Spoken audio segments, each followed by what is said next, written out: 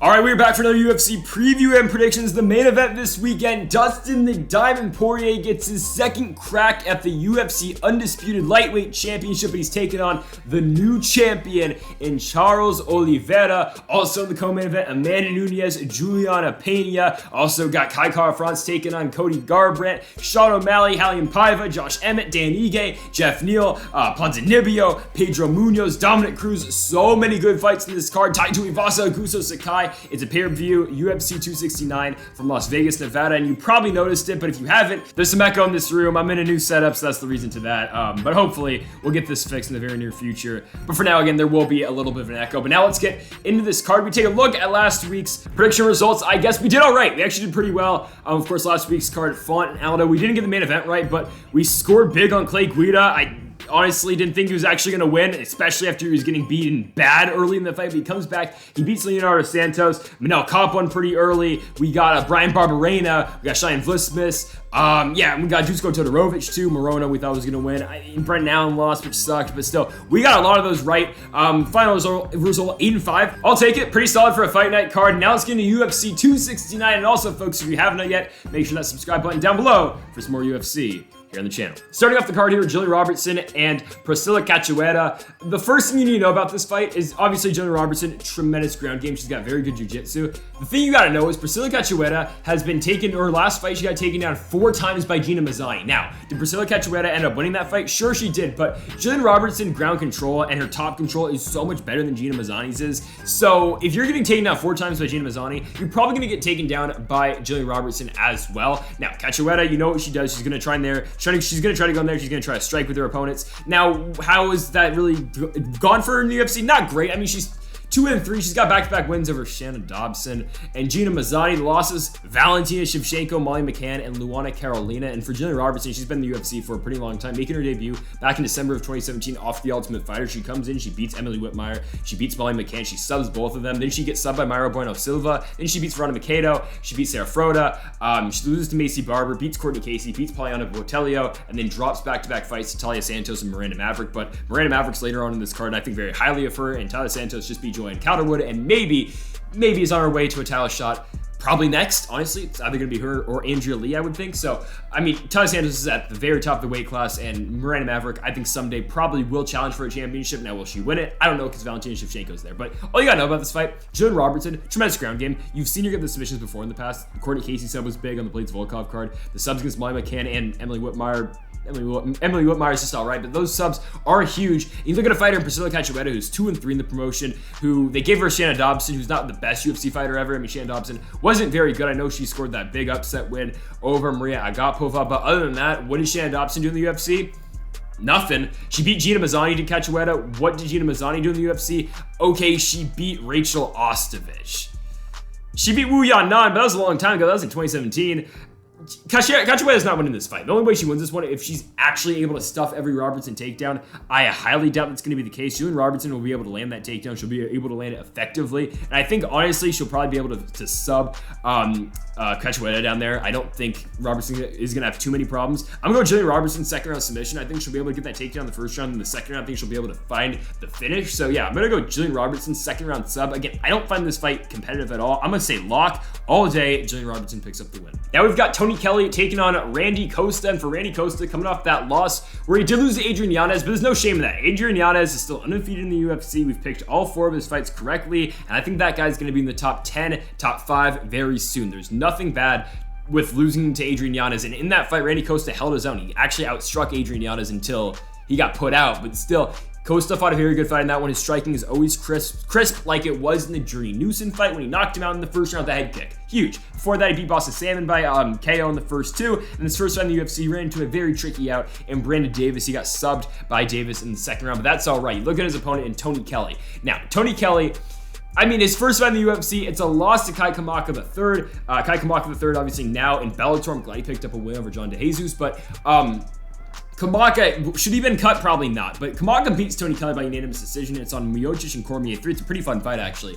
But then you look at Kelley's second fight in the UFC. It's Aliel Casey. And Aliel Casey, he got cut by the UFC after this performance. He went 0-2 in the UFC. But this is a guy who had a split decision against Irwin Rivera. I thought he won that fight. And you got the fight against Tony Kelley, where you can definitely make the case Aliel Casey won that fight as well. And since then, Aliel Casey, I mean, what, is he a belt collector now? He goes to Titan FC. He wins their featherweight championship. And now he just won the UAE Warriors featherweight championship as well. So Aliel Casey is one of these guys, the royal fighter from Jordan. You're probably going to see him back in the UFC, I think, very quickly. I mean, he only got 2 shots in the promotion. I think Aliel Casey's going to be back pretty soon. Hopefully he has a better run in his second time in the UFC. But you look at the Tony Kelley-Aliel Casey fight, and Aliel Casey wins the first round. He takes him down twice. He has, over like 4 minutes of control time. It's all Aliel Casey in the first round against Tony Kelley. In the second round, Aliel Casey gets to fight the ground. He lands a takedown. He holds his own pretty, all right with Tony Kelley on the feet too.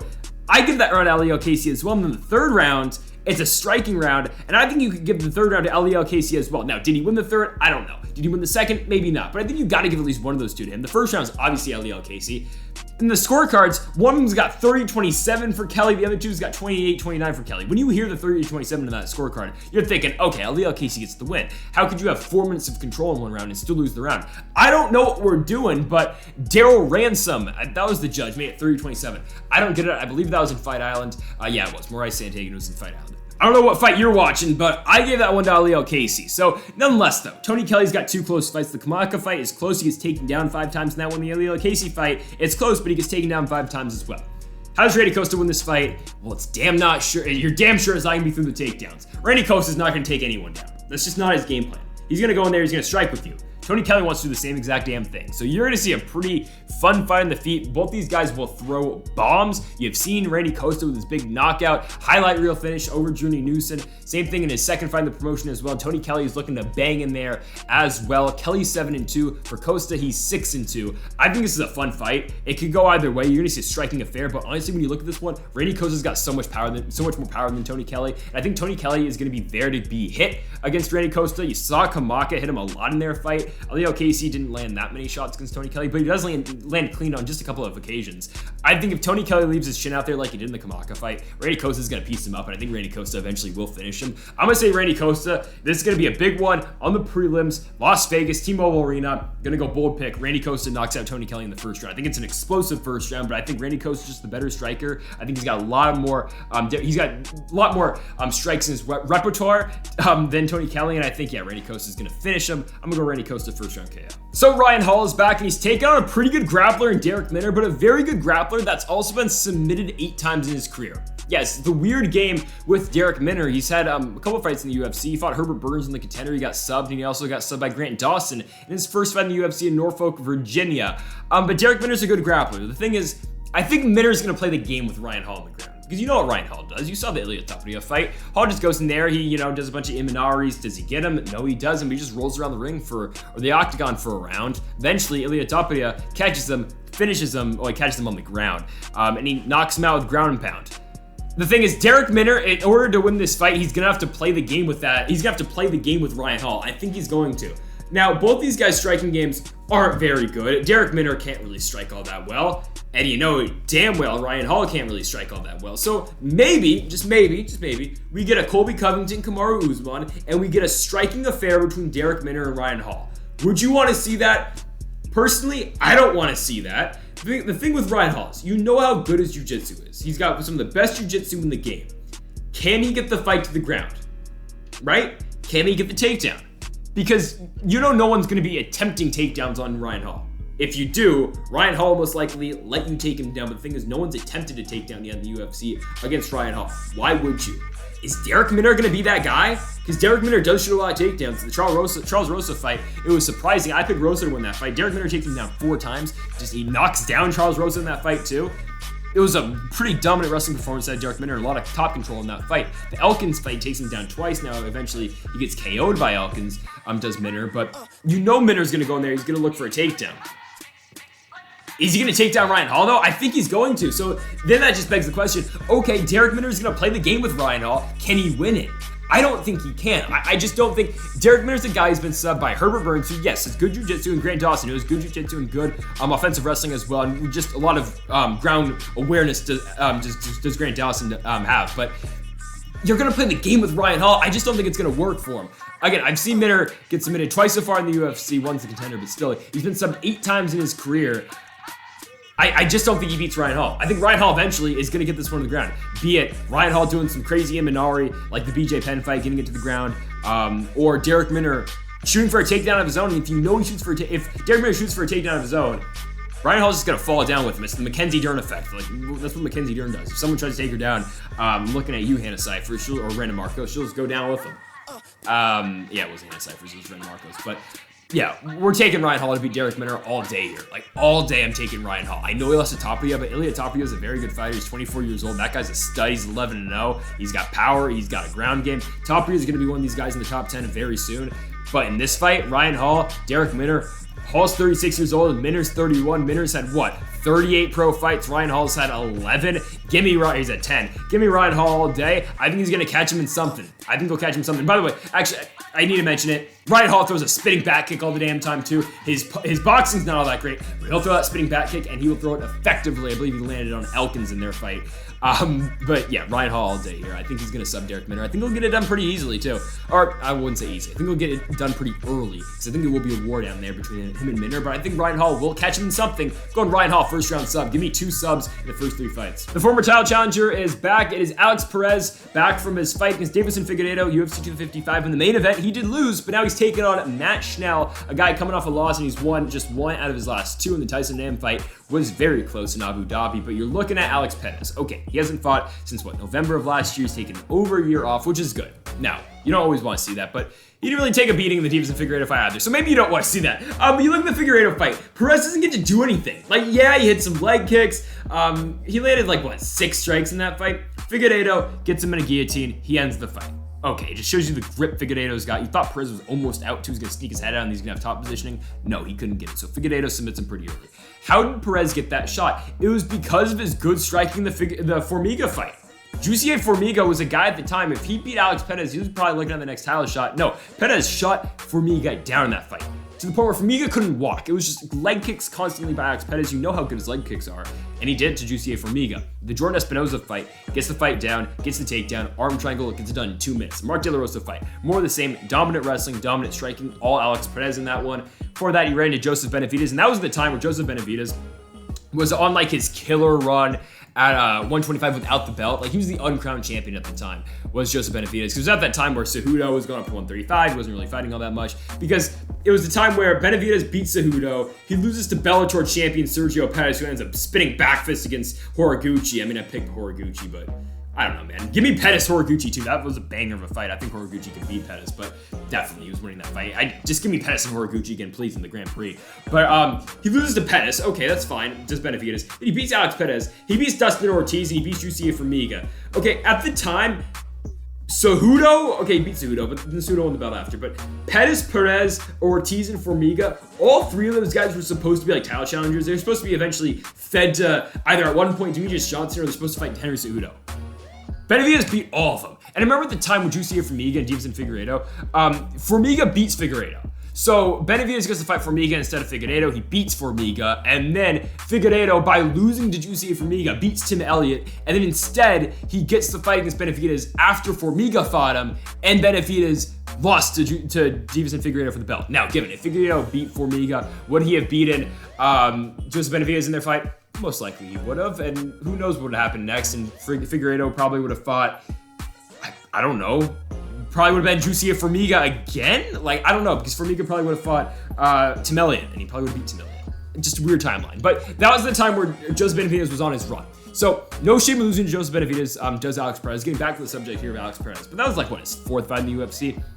Perez has been around. His only 2 losses in the UFC are Figueiredo and Joseph Benavidez. Now, he's taken on a guy, Matt Schnell, who does have a very good ground game. Matt Schnell, when he gets to fight on the ground, he can wrestle and he can grapple with guys. But you look at his last fight.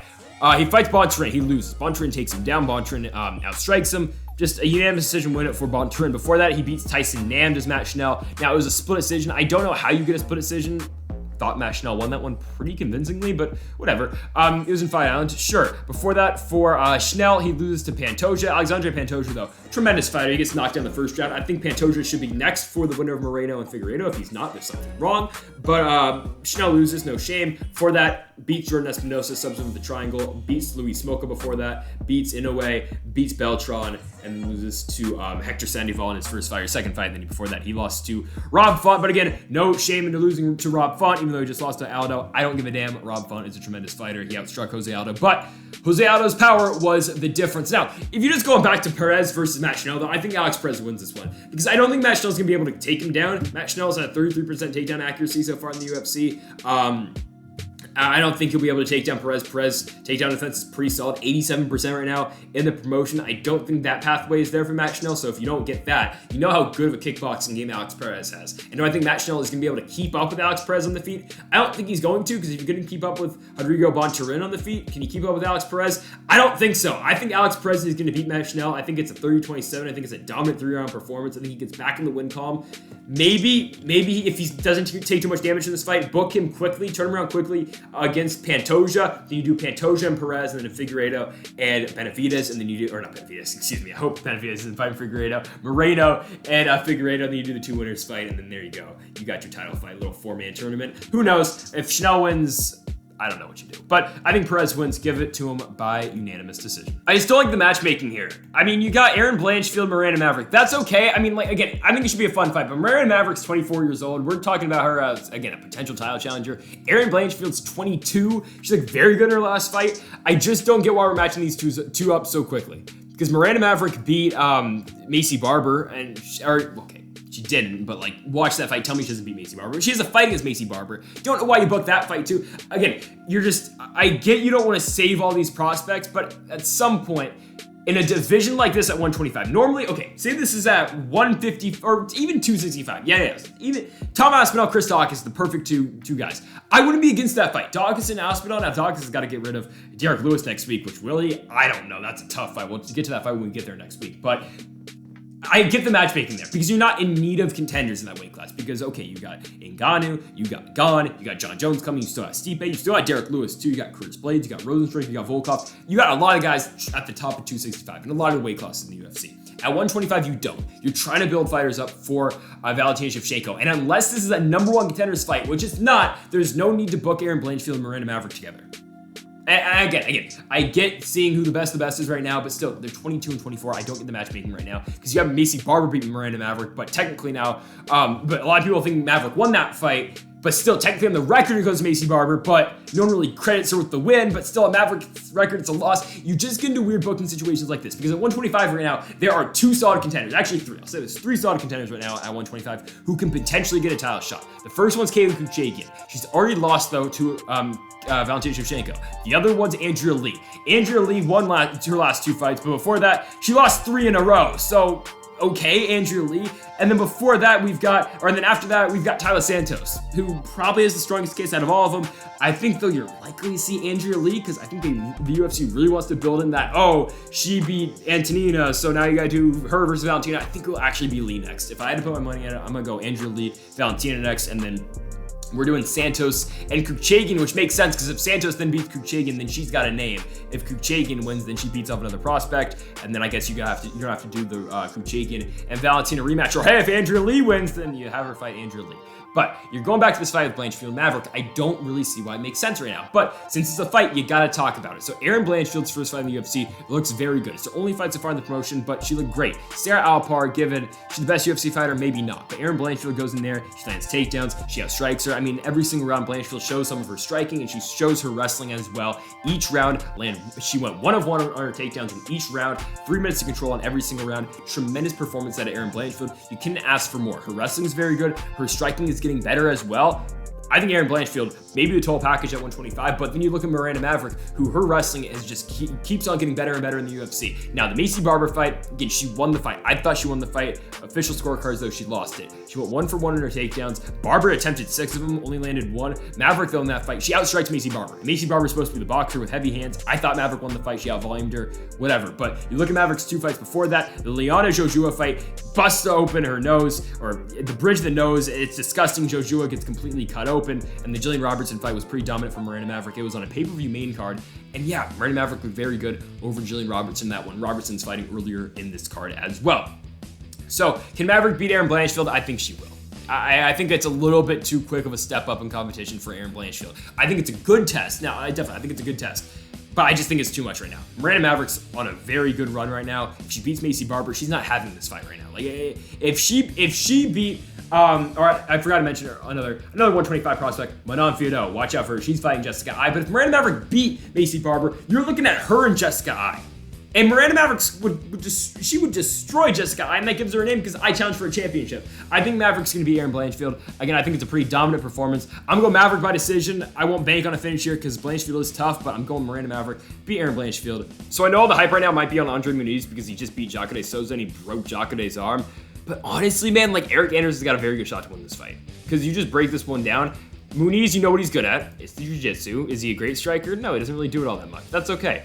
He's going to always try to get fights to the ground. You saw that in the Hoyo fight. He did it to, actually, Bartosz Fabinski, I believe, took him down when he's got him with an armbar. And the Jacare fight, I mean, oh my goodness, he broke Jacare's arm. But, like, Eric Anders' takedown defense is really good.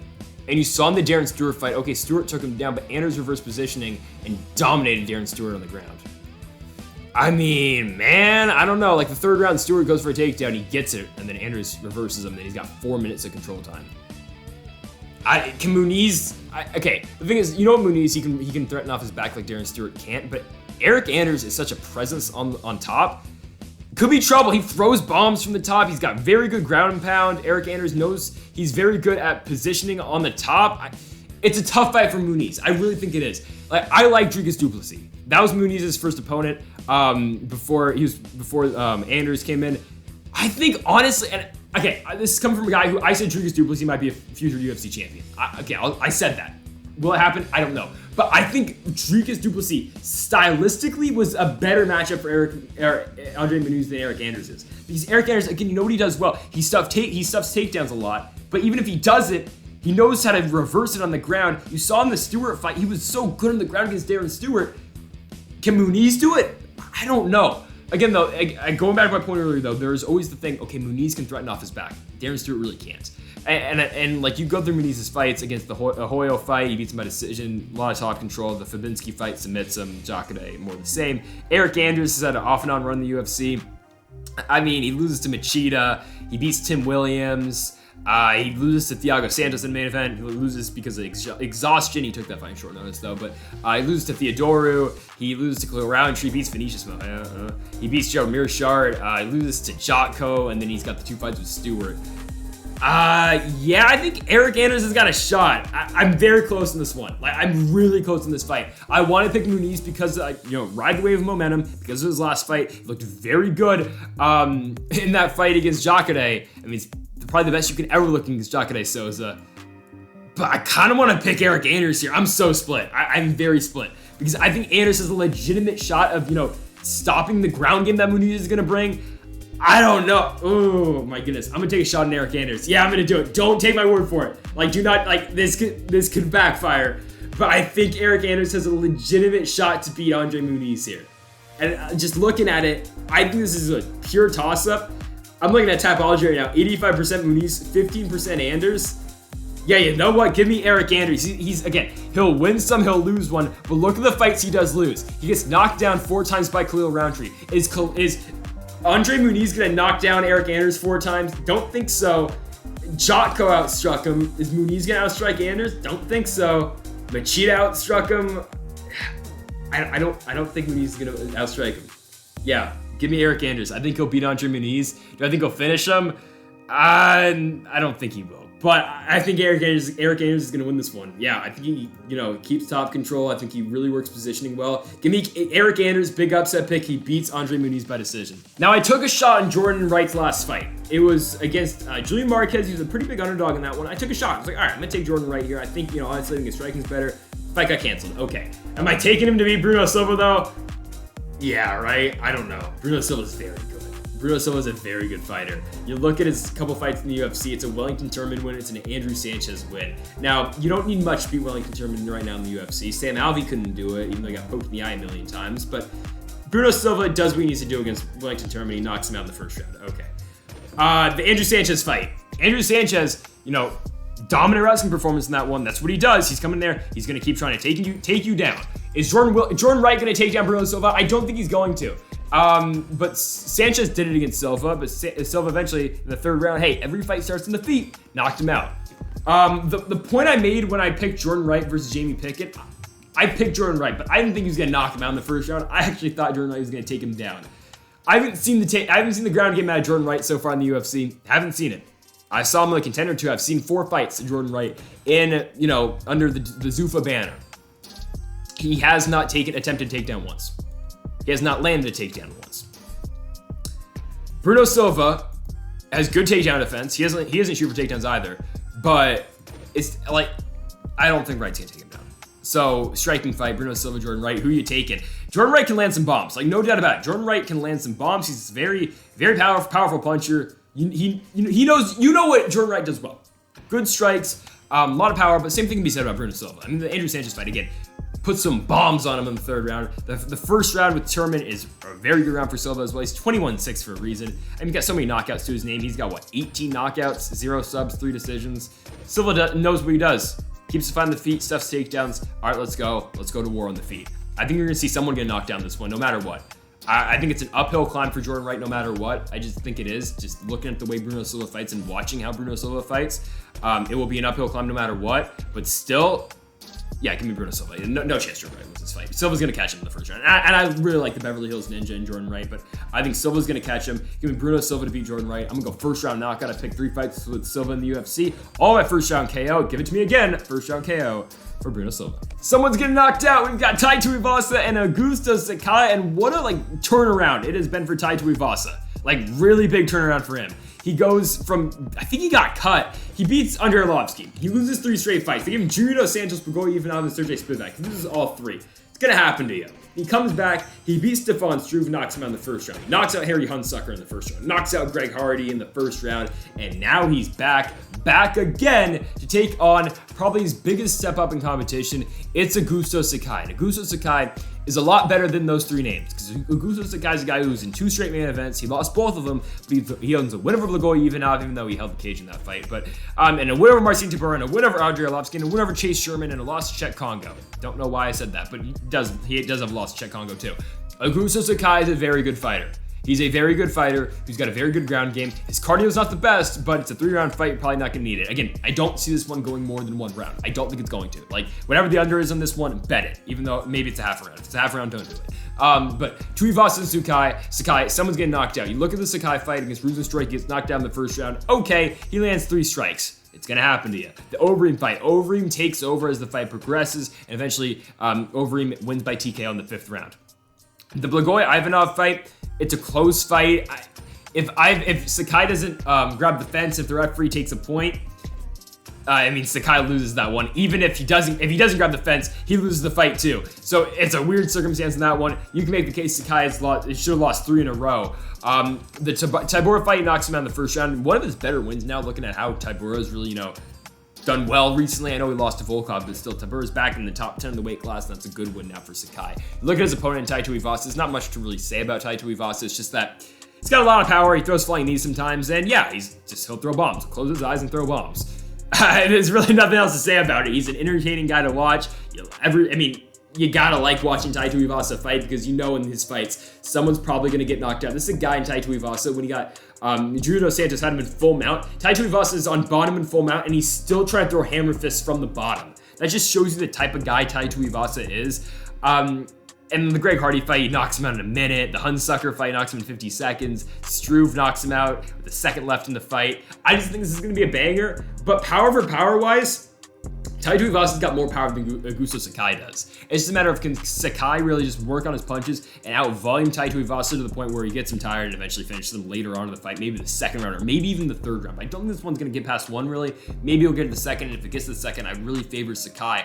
The thing is, this one's not going to the second round. Tai Tuivasa, give it to him. Bam, bam. Knockout in the first round. He's going to finish Augusto Sakai. Tai Tuivasa is going to keep his winning streak going. He will land a bomb, and he will land that bomb early. So give me Augusto Sakai to get knocked out by Tai Tuivasa in the first round. Tuivasa continues the winning streak by first round KO. Why this isn't on the main card, I don't know, but the Dominator is back for the second time this year, and he's taking on Pedro Munhoz. So excited for this one. I mean, what, Dom's 10, Munhoz is 8, but 135 is so stacked, and I'm so excited for this fight. Dominic Cruz looked very good in the Casey Kenny fight. Say what you want about Casey Kenny, but it was a fight that Dominic Cruz needed to get back in there with, and he won the fight. He won by split decision. Don't know how you scored that card for that fight for Kenny, but whatever, it's fine. Dominic Cruz wins the fight. It's the fight he needed to get back in the top 10, and now he can start fighting some contenders and potentially maybe work himself back up to get a title shot. So Dominic Cruz looks so good in the Casey Kenny fight. The Cejudo fight, don't want to talk about. He took that fight on very short notice,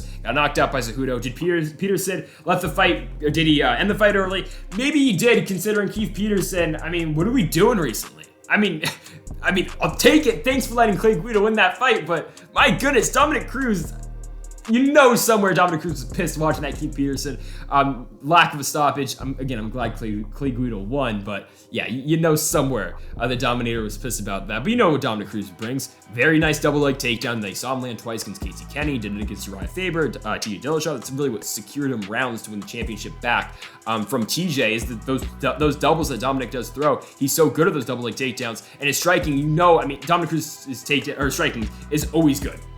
It's never not been good, Dominic Cruz's striking. Even the Cejudo fight, again, he was a little bit rusty in there, and I know Dominic Cruz doesn't believe in ring rust. But even if you look at the Cody Garbrandt fight, I know Cody Garbrandt knocks him down 2 times, and yeah, Cody wins the fight. But Dom's in there, Dom's in his face. I mean, in a volume stance, Dominic Cruz is outstriking Cody Garbrandt. Again, Garbrandt landed when it counted, but still, Dominic Cruz fought a pretty good fight in that one. He just lost in the Cejudo fight. Again, short notice, just wrong place at the wrong time. But Dominic Cruz is still a very good fighter. Pedro Munhoz is more the same, though. I know he just did lose to Jose Aldo Jr., but you just saw what Jose Aldo did to Rob Font.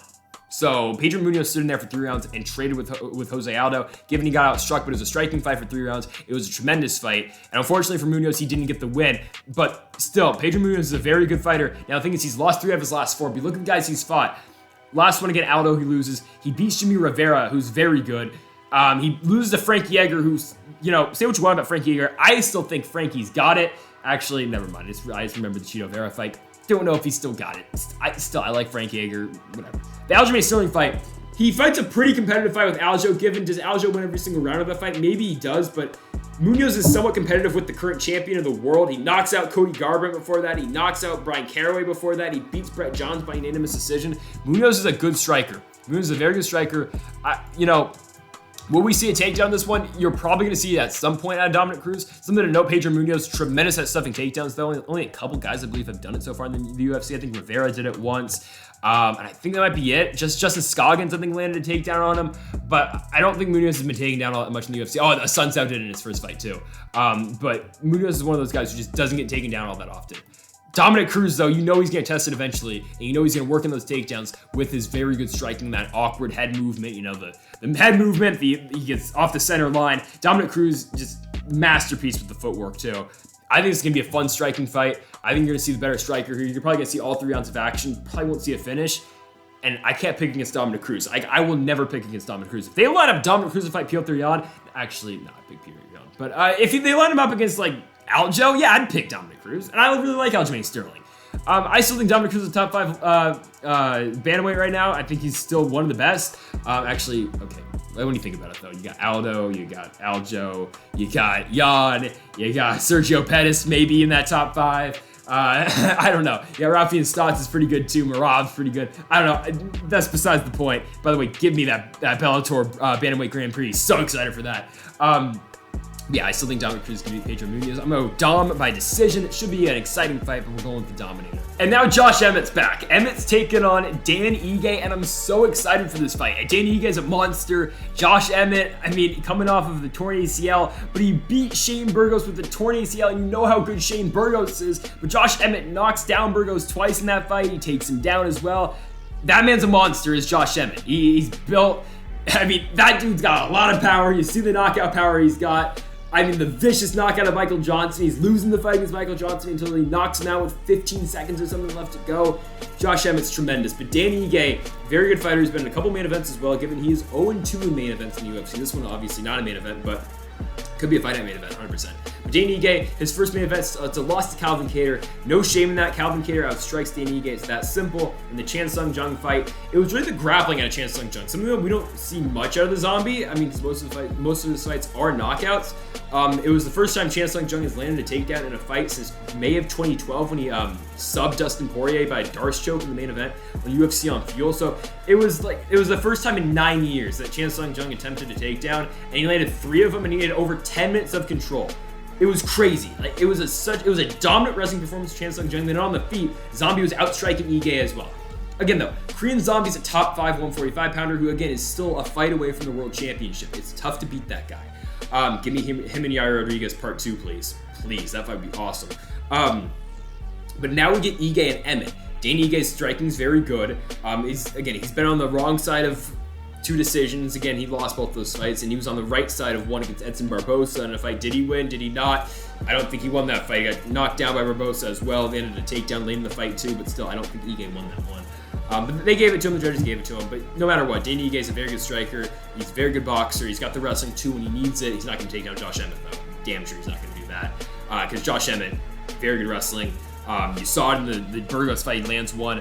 8 takedowns over Scott Holtzman as well in his second fight in the UFC on Van Zandt and Waterson in Sacramento, California. But the biggest part of Josh Emmett's game is the power. It's the power. It's the leg kicks he does have too. Josh Emmett's got so much power in that right hand. Just rewatch the Michael Johnson finish and you will be reminded on how much power Josh Emmett truly does have, right?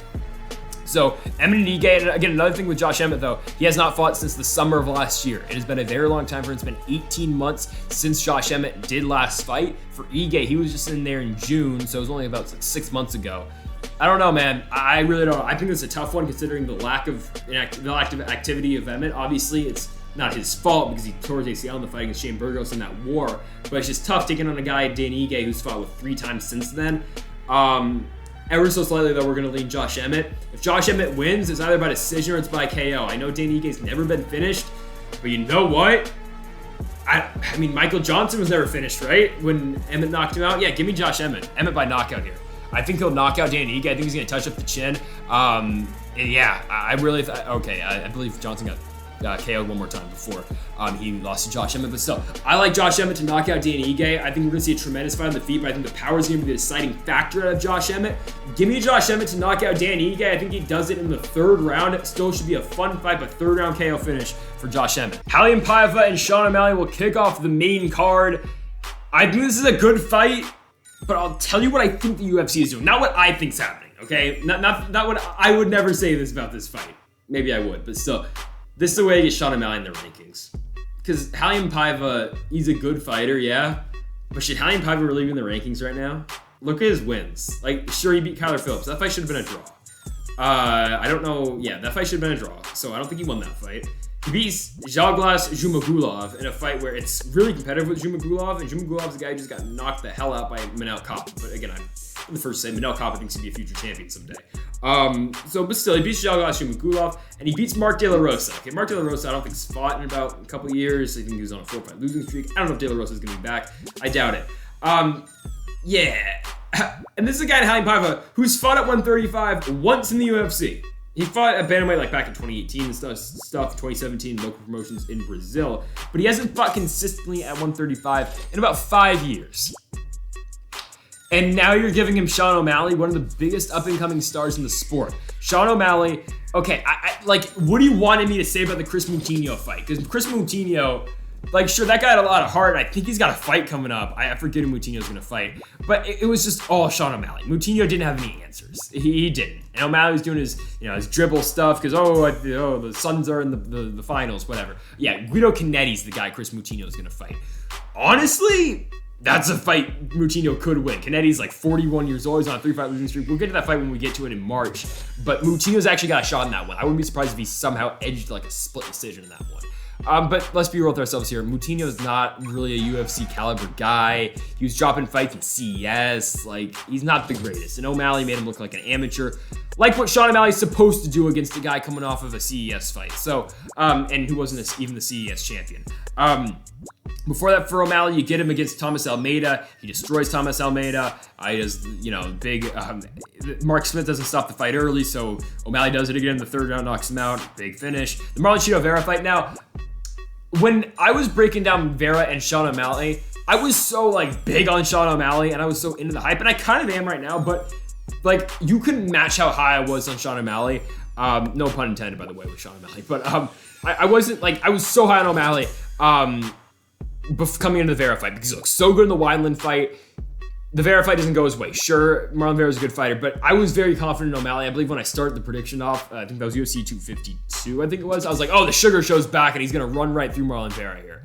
That was disrespectful to Marlon Vera, my apologies. But O'Malley doesn't win the fight. He beats Wineland before that. He beats Jose Quinones, and then he beats Sokolov before that, and Terry Mera. What does Paiva offer that could give O'Malley some problems?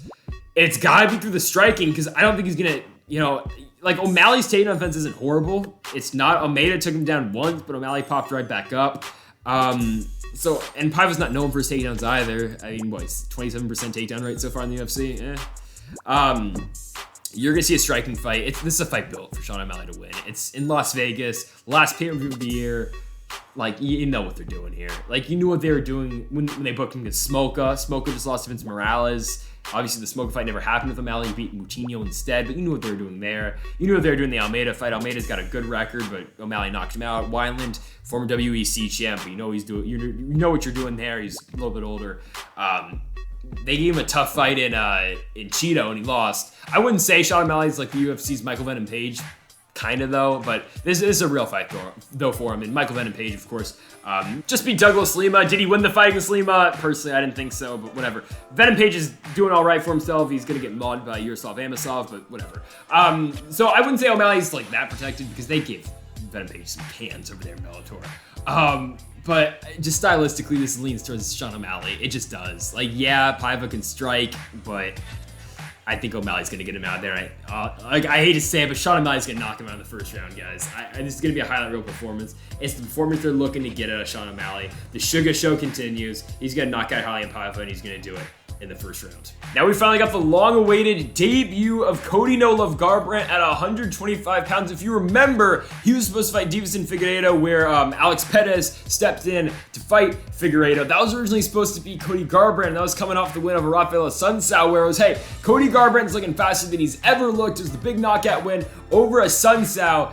He doesn't get the fight with Figueiredo because Garbrandt tore his bicep, so instead he waits until May of the following year. This year in 2021, he gets a main event spot against Rob Font, and he just gets outstruck. I mean, look at the numbers. We talked about this a lot last week when I was making my argument about why I thought Rob Font was going to beat Jose Aldo, but Rob Font outstrikes Cody Garbrandt, won 176-63 in the significant strikes. It was a dominant performance for Rob Font. He threw some bombs at Cody Garbrandt. Garbrandt stayed in the fight, but still, he did not end up victorious in that one. It was such a good fight for Rob Font. Before that, for Garbrandt, again, he had the win over Assunção, the 3 straight losses, 2 to Dillashaw, 1 to Munhoz, and then he won the championship after beating Thomas Almeida, beating Takeya Muzugaki, and then he beat Dominic Cruz, of course, for the belt. But now we're going to get a Cody Garbrandt at 125.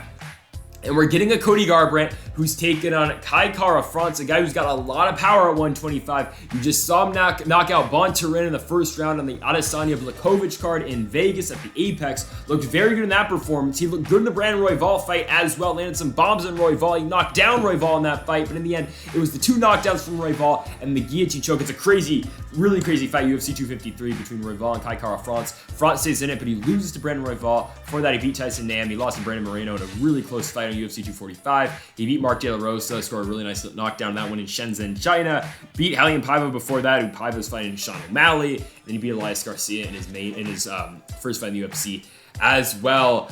I mean, you're gonna see the striking out of Kai Kara-France here. You're gonna see the striking out of Cody Garbrandt. Watch out, man, because the finish of this fight is gonna be quick. Now, normally, do you see finishes at 125 like these two guys can give to you? I know Cody Garbrandt, I haven't seen him at 125, but I don't think his power is going to be that bad. I'm at 125. I still think it'll be pretty good. You know the power Kai Kara-France is going to bring at 125. I'm just concerned about the weight cut out of Cody Garbrandt. I am. Cody's really never had trouble making 135. He looks somewhat depleted though at 125. And the last time we saw a high level or a key player at 135 go down to 125, it was TJ Dillashaw. When he lost to Henry Cejudo, Dillashaw looked like crap in that fight.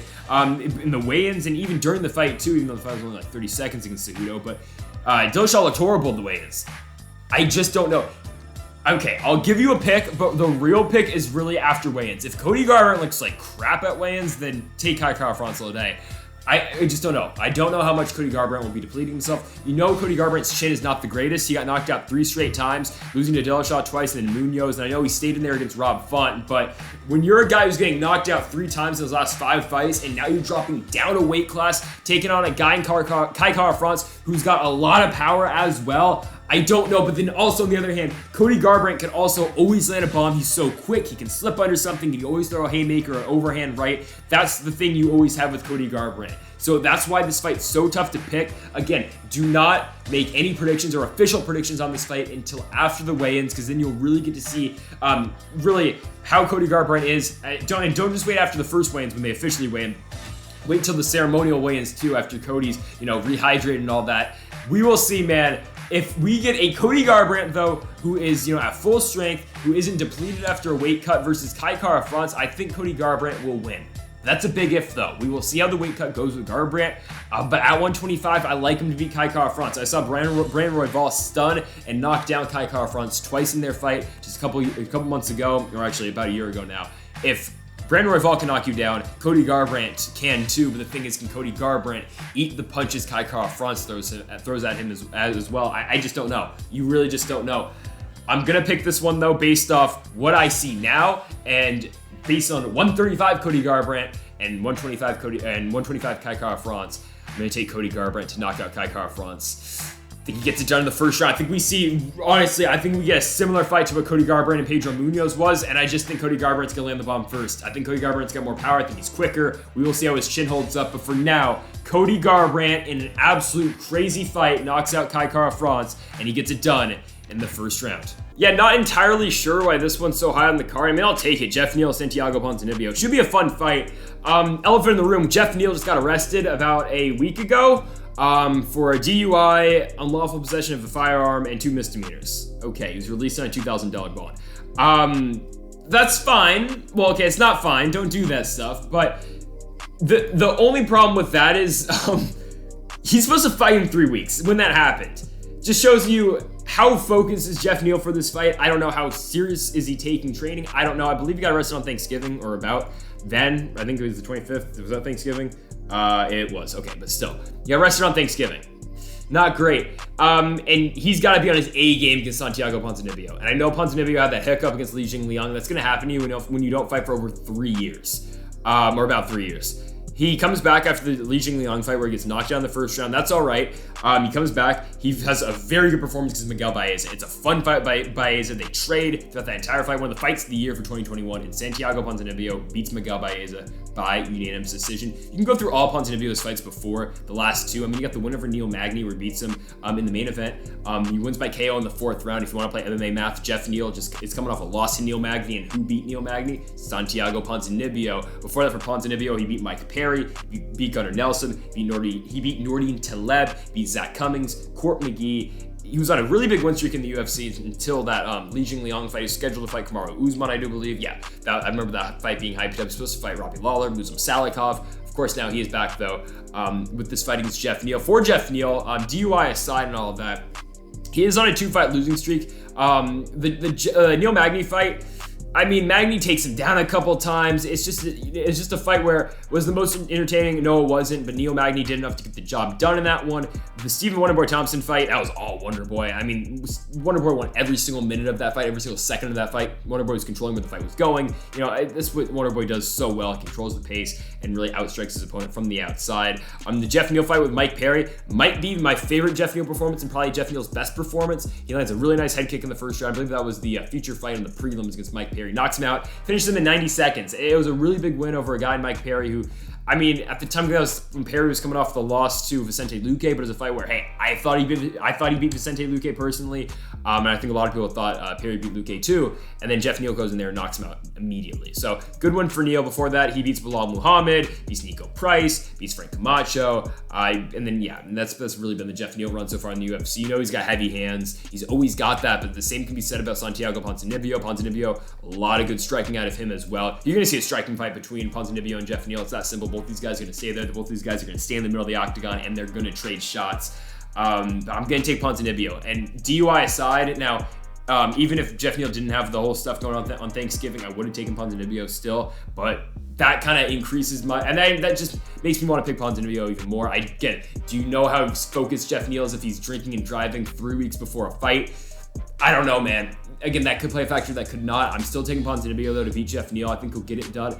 I think it's going to be close, but I'm going to go Ponzinibbio by decision. I could see a knockout 100%, but I think Ponzinibbio will win this one by decision. I think it should be a close fight in the feet. I think it'll be pretty, like the Ponzinibbio Miguel Baeza fight, excuse me. Yeah, but I think Ponzinibbio is going to beat Jeff Neal. I think he gets it done by decision. Co-main event time. It's going to be Amanda Nunes taking on Juliana Pena. How does Juliana Pena win this fight? That's the question I ask you, because I don't know the answer. If Juliana Pena beat Germaine de Randamie, I would honestly say, okay, there's a slight, it's slim, but a very slight chance Juliana Pena can actually win this one. You go back to the Germaine de Randamie fight. People forget that you could score that fight 2-0 Juliana Pena going into the third. It's a close fight. Now, okay, you probably wouldn't give her the first round, but still, the first round's kind of close. You give her the second, and I would say she was on her way to winning the third. She got a takedown in the third round, and then she gets subbed by guillotine. She shoots him for a takedown. de Randamie gets her only guillotine finish ever in her career, or ever any submission victory in her career, and yeah, she subs Juliana Pena. Didn't see that one going on, but I mean, do we really think Pena's got a shot in this one? And I know the answer to most of Amanda Nunes fights are no, because you look at Nunes' last fights and tell me, like, okay, I'm going to go through Nunes' last couple of fights. We'll talk about him very briefly. We'll go back to Juliana Pena in a second, but this is my point. When's the last time you ever thought Amanda Nunes was in actual danger of losing? Megan Anderson, I don't think we were, like, no one thought she was going to lose that fight. I mean, Nunes goes in there, immediately stuns her, takes her down, triangle arm guard. I mean, just disgusting. But no one thought Megan Anderson had a shot in that. Why? Because, oh, by the way, Anderson's coming off a loss to Felicia Spencer, who Nunes just beat. Felicia Spencer just retired. Congrats on the retirement, I guess. She got a main event pay-per-view in the UFC, which is huge. But did anyone think Felicia Spencer had a shot against Amanda Nunes? No. I mean, we all knew that was going to be a mismatch. Nunes beats her on the feet, beats her on the ground. She could have finished her in the 5th round, but Amanda Nunes just being nice, she let her go to the full 5. So that's cool. The Germaine de Randamie fight. Did anyone actually think de Randamie had a shot? I think there was some people who thought de Randamie had a shot, but the big thing in the de Randamie Nunes fight was, oh, okay, if this is a striking fight, yeah, de Randamie can stand with Nunes and she can hang with Nunes. Thing is, Germaine de Randamie's ground game is not good at all. It's not good at all. So Amanda Nunes goes in there, takes her down 8 times in that fight. It was just a dominant ground effort out of Amanda Nunes in that one. Germaine de Randamie couldn't do anything. It was just Nunes' constant pressure on the ground. I think she went 4-1 if I'm not mistaken. And that's where you got to circle back to Juliana Pena, because okay, if Nunes can do that against her, again, I know MMA math does not work this way, but in some circumstances it does. So if Nunes can do that, you gotta think Juliana Pena's got to do that too. She doesn't. Now, she does land a couple takedowns, and Pena did look good in the second and before she got subbed in the third, but still, you can't leave your neck exposed to Germaine de Randamie and get subbed by GDR. Like, what are we doing? The Holly Holm fight, I think there was some people who thought Nunes could lose to Holm. I didn't think so because he was coming off the win over Chris Cyborg. Nunes kicks Holm in the face. The Chris Cyborg fight, okay, I thought Chris Cyborg was going to win. I think a lot of people thought that was going to be the case because Nunes was coming up to 145 and Cyborg, unstoppable monster. And oh, by the way, yeah, Cyborg's still winning fights in Bellator right now. Maybe we get her and Kayla Harrison next. I don't know. I think Harrison will probably end up back in the PFL, guys. Just saying. I think she might. I think they're going to do 145 at PFL next year, and she'll probably go there. She'll probably win the 145 at PFL, then get an even bigger contract at Bellator the year after. But, I mean, why wouldn't you for Kayla Harrison? Again, you can keep racking up those $1 million checks because she's going to keep winning those damn tournaments or those seasons over in the PFL.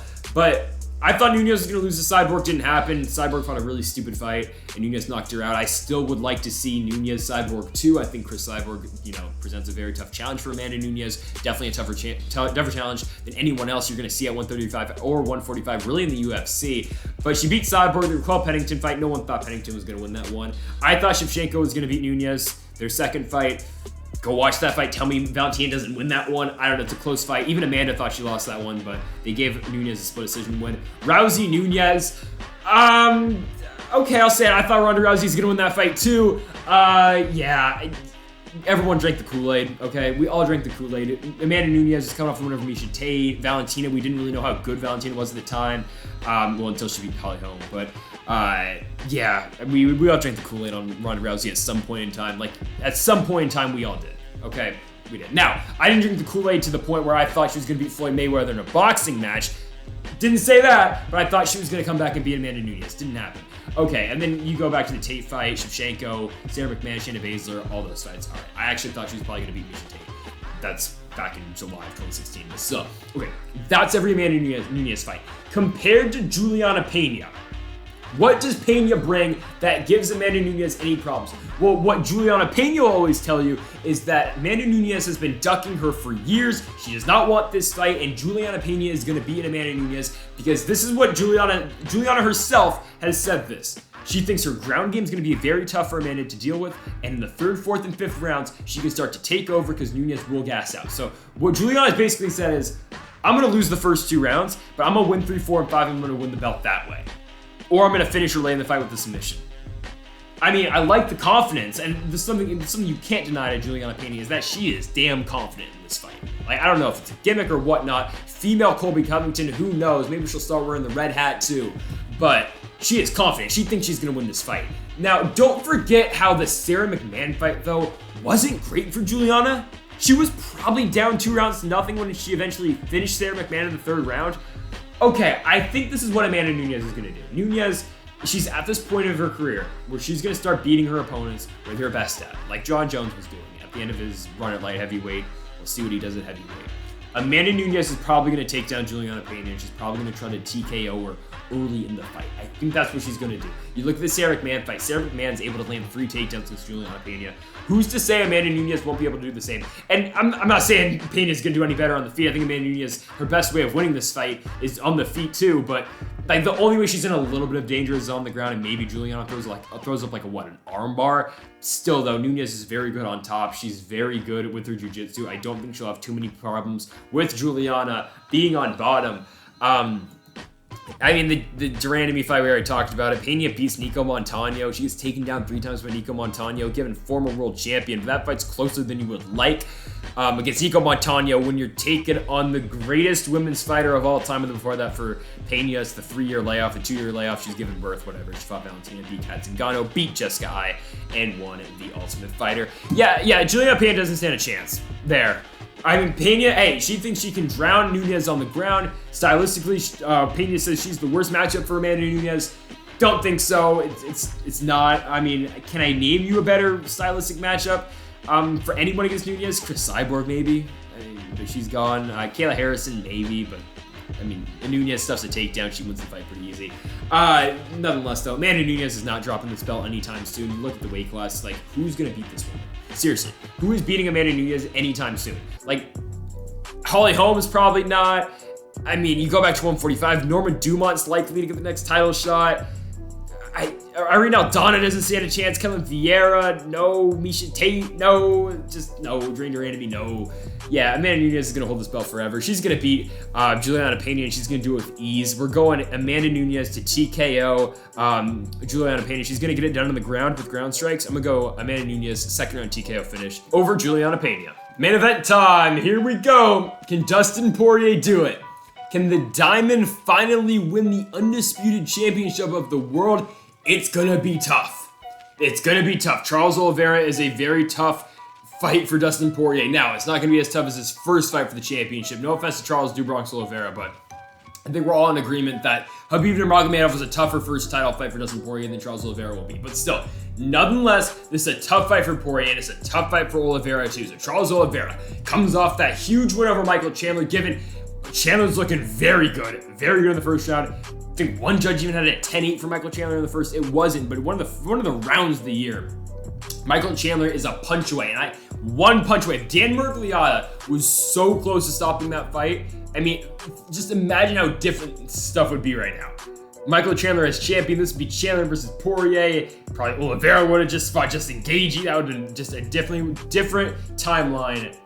But, hey man, Charles Oliveira comes back, and one of the greatest comebacks I've seen in a very long time. Comes back in the second round, boom, tags Michael Chandler, knocks him down twice, finishes him the second time around.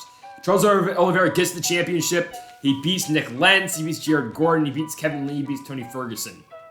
The Kevin Lee fight's in that, where the whole pandemic started for the UFC in Brasilia. It's in the empty arena in Brazil, and he finishes Kevin Lee in the third round. He's taken down by Lee, but Charles Oliveira is one of those guys, if you take him down, he does not give a damn. He likes to be on his back. And you're not going to see Dustin Poirier attempting any takedowns on Charles Oliveira in this fight. It won't happen. And that's a big talking point I'm going to talk about in a second. Charles Oliveira, Tony Ferguson, by the way, took down Tony Ferguson 3 times in that fight. Ground control was key for Charles Oliveira against El Cucuy. Oliveira with 11 and a half minutes of ground control on Ferguson. He had the armbar at the end of the second round where he almost got it. He almost, Tony did not tap, but Charles Oliveira just dominant performance in the Apex against Tony Ferguson at UFC 256. Now, can Charles Oliveira take down Dustin Poirier? Because he took down Michael Chandler. Charles Oliveira took down Michael Chandler once. It was in the first round. He had his back for a very short time, and then Michael Chandler did the whole thing where he kind of jumped back into it, and Rogan and DC was like, oh, that's bad. Michael Chandler is so explosive. He got back up, and he brought the fight back to his feet. The thing is, can Charles Oliveira take down Dustin Poirier? I don't know if he can. Dustin Poirier's got a 61% takedown defense rate so far in the UFC. He gave up 4 against Dan Hooker in their crazy fight back in June of last year. Dan Hooker, though, very good at attempting takedowns and getting takedowns. He got taken down 7 times by Khabib, but I mean, that happens to everybody. He got taken down once by Anthony Pettis, once by Eddie Alvarez, once by Jim Miller, and then once by Diego Brandao, and then Cub Swanson. I mean, and Poirier's fought so many times in the UFC. He's looking for win number 28, I believe. It's on the screen right now. Poirier's, been in the UFC for a while. Oliveira's been in the UFC for a very long time too, I believe, looking for win number 21 as well. Both these guys, vets in the UFC. But can Charles Oliveira take down Dustin Poirier? Because if he cannot, I think Dustin Poirier wins this fight 9 times out of 10. And honestly, nothing against Charles Oliveira, but I think if you do that second round with Charles Oliveira and Michael Chandler 10 times, I think Michael Chandler wins it about 7 or 8 times. I think it was just the perfect shot from Charles Oliveira, and that's not taking away anything from Charles Oliveira. I'm complimenting Charles Oliveira because of how nice of a shot he did land on Michael Chandler. It was a perfect shot.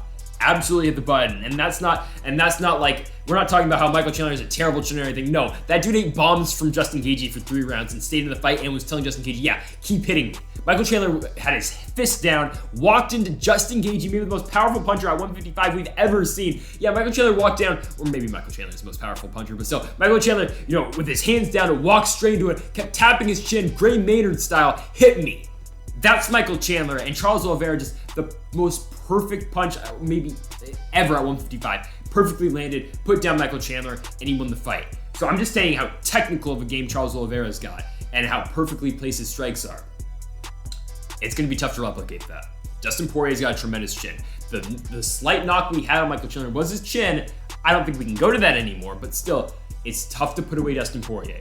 He got knocked out by Michael Johnson. That was back in 2016, the main event in Texas back in the day. And then he got TKO'd by Conor McGregor. I mean, he got those 2 wins back, though. I mean, he got that one back twice. And then, of course, we talked about Poirier's 2 fights with Conor McGregor. We'll get to that in just a very short minute. So that's my main point in this one. If Charles Oliveira can take down Dustin Poirier, he's got a shot. He's got a very good shot. But let's not dismiss Dustin Poirier's jiu-jitsu. Dustin Poirier's got some good jiu-jitsu of his own. The thing is, we have seen him. He has been controlled in the past on the ground. Dan Hooker did it a little bit. Obviously, Khabib. And so forth. So you go to Dustin Poirier's last couple fights. He got the back-to-back fights with Conor McGregor. I think the only fights that are really relevant, honestly, to this fight of the last 4. I mean, you have the good fight with Max Holloway where he outstruck him, but that's pretty simple. He outstruck Max Holloway and looked very good in doing so. But it's so hard to put away Max Holloway, and it's so tough to beat Max Holloway in the feet, so that shows you how good Dustin Poirier is. But the Khabib Nurmagomedov fight. Poirier, I mean, I feel like I talked about this before. He had the guillotine in. He almost got him. Khabib's going to do what he's going to do to you. The Dan Hooker fight. It's a war on the feet. I mean, hell, Poirier lands 153 significant strikes. Hooker's got 155. Hooker goes 4 for 9 on his takedowns. The Diamond goes 1-7. It's a very close fight, but it was a clear 3-2 for Dustin Poirier picking up the win. The 2 Conor McGregor fights. Okay, the leg kicks played huge in the first Conor McGregor fight. It was the thing that it changed everything. The leg kicks from Dustin Poirier changed everything in the first Conor McGregor fight. Conor was, he was immobilized. He couldn't move. Dustin Poirier 1-2, put him down and finished the fight. One of the biggest upsets in a very long time because honestly, no one thought Dustin Poirier was going to win that fight. Everyone thought that, all right, that's Conor McGregor's fight. He's going to win this one and maybe they'll run back him and Khabib next. They need to get Conor a win against a legitimate opponent. Or Conor and Poirier were going to do their charity boxing event in Ireland. Dana White was not having that, so they made him fight the UFC. Okay, Poirier wins. Look at Poirier, Conor McGregor 3. Third fight, UFC 264. I mean, Poirier's winning on the feet. He's outstriking Conor. Conor shoots for a takedown, doesn't get it. Eventually, Conor jumps the guillotine. He doesn't get it. He's stuck on his back. Poirier, really nice ground pound. Almost finished him on the ground. They get back to the feet. Conor throws, I believe it was a left, steps back. His ankle snaps. I mean, titanium shin bone, whatever. It snaps. Poirier finishes him. Actually, didn't finish him. It was Dr. Stoppage in Conor's words. And then, of course, Herb Dean, I think it was Herb Dean, stopped the fight, and that was it. Was it Herb Dean? It might have been. Who was it? Yeah, it was Herb Dean. Okay, so that was, I mean, what Poirier said, that was a result of the leg kick, of him checking the leg kick from Conor. Maybe it was, maybe it wasn't, who knows? But all we do know is that Dustin Poirier maybe is the best lightweight in the world because of how dominant he looked in the 2 Conor fights. The second fight, from UFC 257, I think it's better than the third just because in the third Conor McGregor fight, I mean, he didn't really finish him as a doctor stoppage. Conor couldn't, of course, make it out of the stool in the second or after the first round. I'd like to point out this just real quick. Michael Chandler quote. I mean, you know how good Michael Chandler is at motivational speaking, all of this. This is not a motivational Michael Chandler quote, but just something I wanted to point out.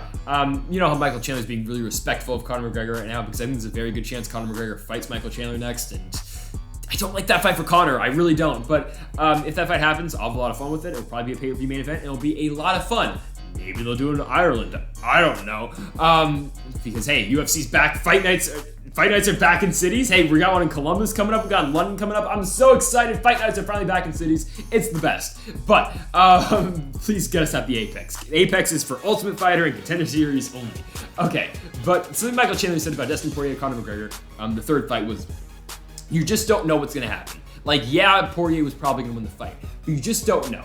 Because we're very humble, what Michael Chandler said about this too. He said, say that Charles Oliveira snapped his leg at the end of the first round with him and with Chandler and Oliveira. Say that happened, and I hope, don't wish that on anyone, okay? But say that happened, right?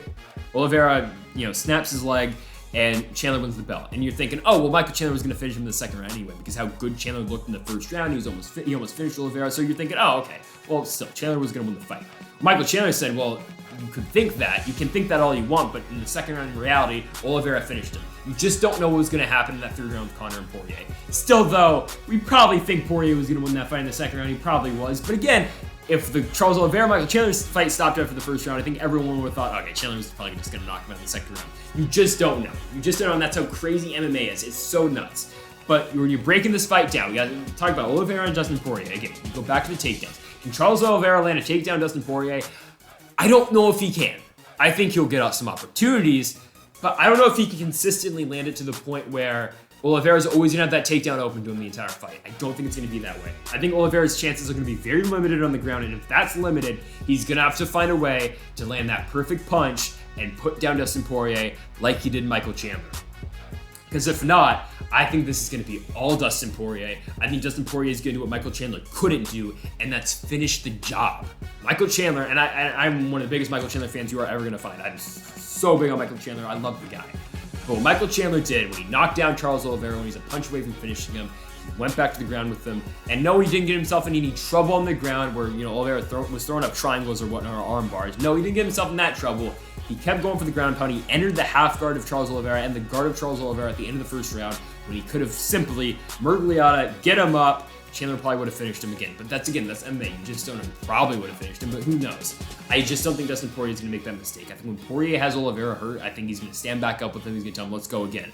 And I think Poirier, if he does get Oliveira hurt, he's going to keep doing that and keep doing that and keep doing that. He does not want Charles Oliveira to get time to rest, time to recover on the ground. And he doesn't want Charles Oliveira to be in his back, and you don't want to be in Charles Oliveira's guard at any moment of the fight.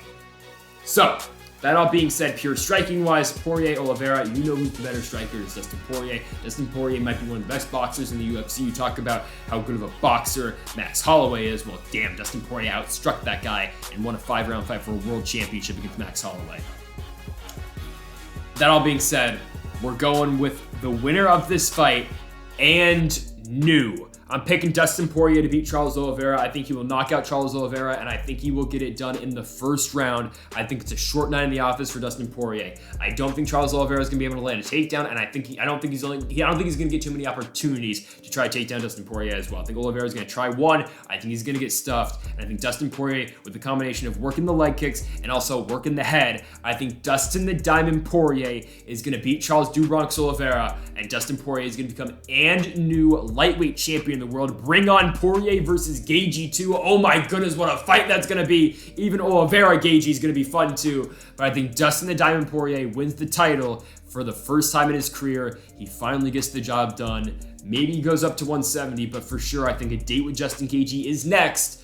Bring on Poirier Gaethje. That's going to be an absolute war. For Charles Oliveira, there's fights for him 100%. I mean, with one more win, Charles Oliveira can definitely get back in the title picture. Even if Poirier loses one more win, we'll get him back in the title picture as well. But all we know is the winner of this fight is going to be taking on Justin Gaethje, and I think it's going to be the Diamond, because I think Dustin the Diamond Poirier will be the new lightweight champion of the world. Lafayette, Louisiana, stand up. I think Poirier is going to get the job done. And folks, that will do it for this UFC 269 preview and predictions. Thank y'all for watching this video. Hour and 10 minutes long. Thank y'all for sticking with the echo going on in the background again. Hopefully, if it's not for the Lewis and Dawkins card next week, it should be all right for the January card with Calvin Kattar and Giga Chikadze. Hopefully that's in a fight night location somewhere. Hey, put that in Boston. Just saying, put that one in Boston. I don't know, but we'll see, folks. Thank y'all for watching again. Thanks for dealing with the echo. I'll see you guys next week for Chris Dawkins and Derek Lewis in the main event. Hopefully the final fight night card in the Apex. Nonetheless, though, that heavyweight banger should be very fun to watch. Someone's getting knocked out between Dawkins and Lewis. So, folks, thank y'all for watching. Make sure that subscribe button down below for more. And Mamba forever.